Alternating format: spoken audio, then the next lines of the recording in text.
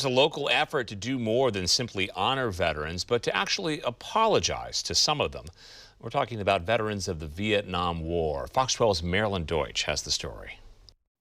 They just said nasty things about why were you there and baby killers. Terry LOWE served in Vietnam in 1969 and 1970. The war dragged on in Southeast Asia. Here at home, the anti-war movement was growing. Things got ugly.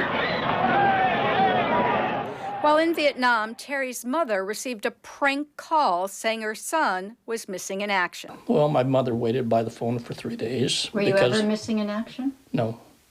He says other vets' families were also the victims of vicious calls. 6 months after their son died, that they received prank phone calls and letters that they were glad their baby-killing son was dead.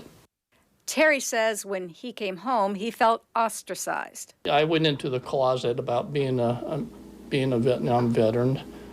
That did not help him heal his war wounds. They festered for decades. A half-century later, and there's a new national movement associated with the Vietnam War.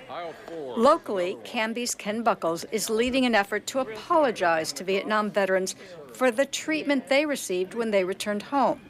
He's going around to local businesses, drumming up support. Hello. Hi. Thanks for joining the cause.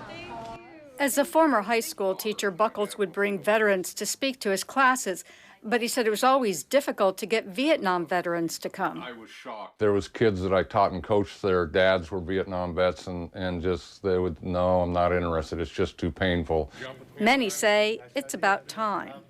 You're talking about young men going into a conflict that they didn't know anything about, and I think they were branded horribly, and it shouldn't have ever happened. It was just absolutely wrong. Ken Buckles says it's an apology that's long overdue. We have, as a country, swept it under the carpet. But this stuff was there every day, all the time. Terry LOWE says that so many years of pain will be impossible to erase. I went through a lot of drinking and other things, and I wasn't a very nice person. Still, he does appreciate the effort. I do, but I don't want to be a part of it. Only in the last 10 years did Terry get treatment for his PTSD. He says the war not only scarred him for life, but so did his unwelcome home.